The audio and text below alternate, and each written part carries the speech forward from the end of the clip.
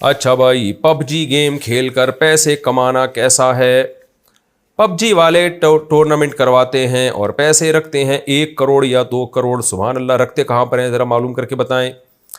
پھر جو جیتتا ہے اس کو بانٹ دیتے ہیں، کسی ٹیم سے کوئی پیسے نہیں لیے جاتے. کیا یہ حلال ہوگا یا حرام؟ غفران صاحب اتر پردیش سے.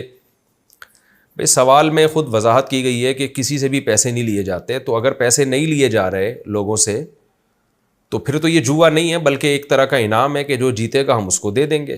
اگر سوال میں جو کہا گیا اسی طرح ہی ہو رہا ہے پب جی میں، تو پھر یہ جوا نہیں ہے، یہ 1 کروڑ روپے حلال ہوں گے جیتنے والے کے لیے. لیکن پب جی کھیلنا اور اس میں ٹائم ویسٹ کرنا یہ بہرحال سخت مکروہ ناپسندیدہ عمل ہے. یہ کوئی قابل تقلید عمل نہیں ہے اور اپریشیٹ کیے جانے والا عمل نہیں ہے کہ آپ اس کو اپریشیٹ کریں. اور یہ پیسے کمانے کا بھی گھٹیا طریقہ ہے. تو میں حرام ہونے کا فتویٰ نہیں لگا رہا، لیکن بہرحال نامناسب اور گھٹیا طریقہ ہے. اپنے آپ کو ان فضول کاموں سے بچائیں. نبی صلی اللہ علیہ وسلم نے فرمایا من حسن اسلام المرء ترکہ ما لا یعنی. انسان کے اسلام کی اچھائی میں سے ہے کہ لا یعنی چیزوں سے بچے. آپ کہہ سکتے ہیں 1 کروڑ روپے مل رہے ہیں تو لا یعنی کہاں سے ہو گیا؟ مل کس کام کے بدلے میں رہے ہیں؟ کیا قوم کی خدمت کی آپ نے؟ کون سا تیر مار دیا؟ ویڈیو گیم پکڑ کے بیٹھے رہے 1 گھنٹے تک. تو پیسے کمانے کے بھی کوئی عزت والا طریقہ اختیار کریں، لوگوں کا علاج کریں یا لوگوں کو کوئی بزنس دیں یا لوگوں کو کوئی اچھے مشورے دیں یا کہیں لیکچرار لگ جائیں یا فوج میں چلے جائیں یا کوئی لوگوں کا کام کریں، کوئی کارپینٹر بن جائیں، کوئی مزدور بن جائیں، کوئی اچھی خدمت کے بدلے میں پیسے لیں تو وہ پیسہ حلال طیب کہلاتا ہے. یہ ویڈیو گیم کھیل کھیل کے پیسے کمانا یہ کوئی مزیدار کام نہیں ہے، یہ بے برکت والا کام ہے. اچھا بھائی، یہ کچھ پرانے مسائل تھے جن کا میں نے جواب دیا، رہ گئے تھے یہ.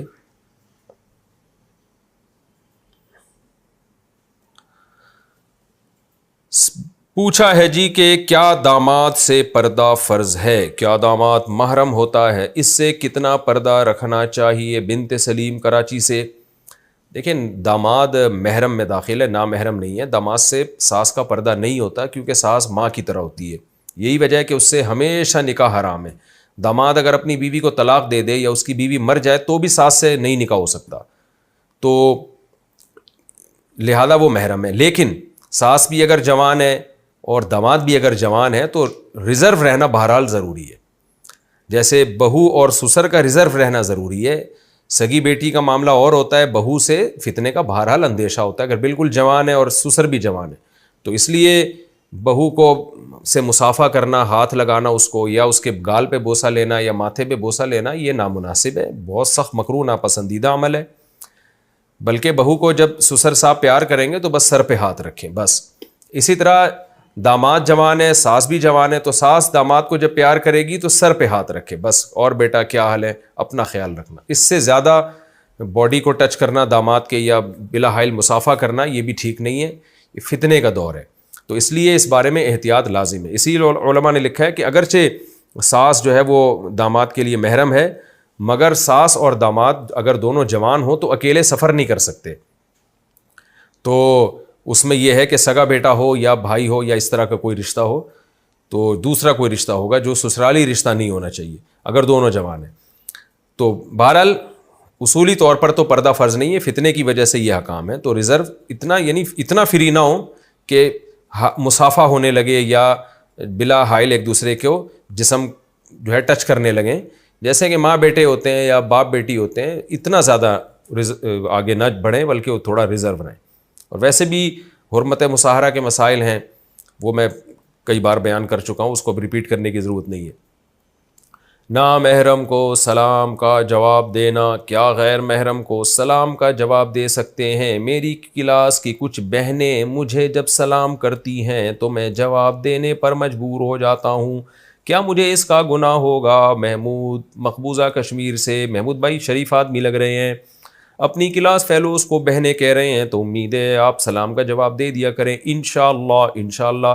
آپ یوں جواب دیا کریں میری بہنوں تم سب کو وعلیکم السلام، بس اتنا کہیں اور پتلی گلی سے نکل لیں، زیادہ نہ فری ہوں آپ. نامحرم کے بارے میں اللہ سے دعا کرنا. سارے نامحرموں کے سوال آ رہے ہیں، پتہ نہیں.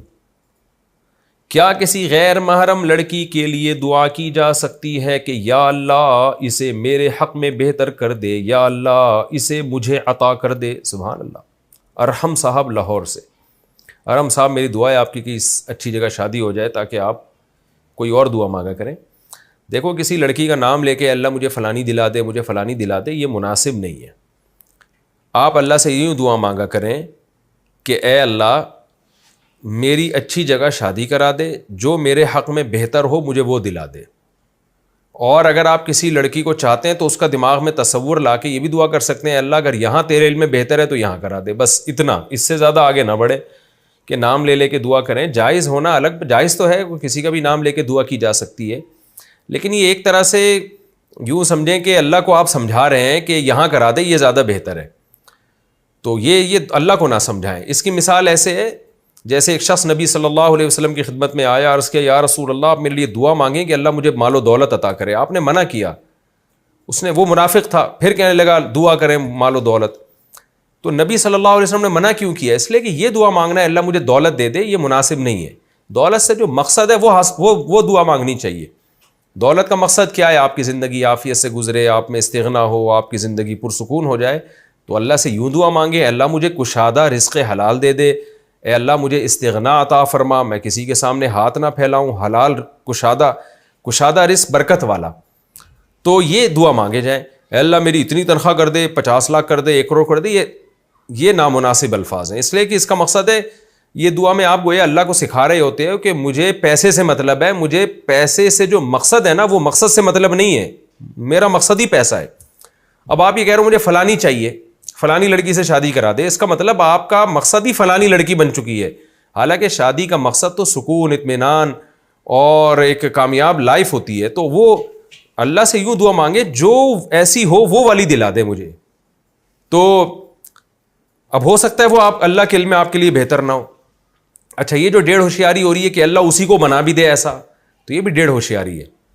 بھائی آپ اللہ سے سیدھا سیدھا دعا کریں کہ اللہ مجھے نیک صالح بیوی عطا فرما جو میرے لیے بہتر ہو, مجھے اس سے محبت ہو, اس کو مجھ سے محبت ہو, ایسی عطا فرما دے. بس یہ دعا مانگا کریں. وہ ہوگی تو اللہ کے علم میں تو اللہ اس کو عطا کر دے گا, وہ نہیں ہوگی تو اس کے علاوہ کوئی اور دے دے گا آپ کو. تو اس طرح سے نام لے لے کے دعائیں مانگنا اور یا اسپیسیفک اس طرح کی چیزیں مانگنا یہ نامناسب ہے. اس سے جو مقصد ہے وہ دعا مانگنی چاہیے کہ اس سے آپ کا مقصد کیا ہے. مقصد ہے سکون کی زندگی, تو سکون کی زندگی مانگیں اللہ تعالیٰ سے. وہ جو آیت ہے نا منافق کے, مجھے آیا نبی آپ دعا مانگیں کہ مجھے دولت مل جائے, پھر جب اس کو دولت ملی ہے تو اس نے صدقے دینے سے انکار کر دیا. تو پھر اللہ کی طرف سے وعید آئی تو اس کو احساس ہوا, پھر وہ نبی کے پاس صدقہ لے کر آیا, آپ نے منع کر دیا. پھر ابو بکر کے پاس صدقہ لے کر آیا, آپ نے منع کر دیا نبی کے انتقال کے بعد. پھر حضرت ابو بکر کے انتقال کے بعد حضرت عمر کے پاس آیا صدقے کا مال لے کے, حضرت عمر نے بھی انکار کر دیا کہ جب نبی نے پہلی دفعہ آپ سے مطالبہ کیا تھا آپ نے کیا کیوں نہیں. کیا مطلب, اس کو اللہ نے مال دیا اور آزمائش میں ناکام ہو گیا پھر وہ. تو اس لیے بھائی اللہ سے بس عافیت مانگا کرو. بیوی کی خالہ اور پھپھی محرم ہیں؟ کیا بیوی کی خالہ محرم ہوتی ہے؟ عبداللہ صاحب فیصل آباد سے. نہیں جی, بیوی کی خالہ محرم نہیں ہوتی, اپنی خالہ محرم ہوتی ہے.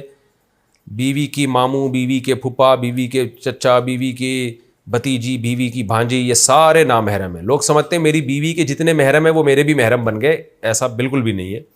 اتنا فری ہونے کی ضرورت بالکل بھی نہیں ہے آپ کو. جب بیوی کی بہن آپ کی محرم نہیں ہے تو باقی کون آپ کا محرم ہو جائے گا؟ تو صرف بیوی کی اماں, نانی, دادی, دادا تو ویسے ہی مرد ہیں. جو نانی, دادی, پوتی, نواسی, بیٹی, یہ سب آپ کے لیے محرم ہے. یعنی بیوی کی بیٹی جو سوتیلی بیٹی کہلاتی ہے, یہ بیٹی کی بیٹی ہو گئی, وہ بھی سوتیلی بیٹی ہے. تو بیوی کی اماں, بیوی کی نانی, بیوی کی دادی, یہ سب محرم ہے. یعنی بیوی کے اصول اور اس کے فروع, ماں باپ اور اولادیں, یہ سب آپ کے لیے محرم ہیں. اس کے علاوہ جتنے رشتے ہیں بیگم کے وہ سب آپ کے لیے نامحرم ہیں.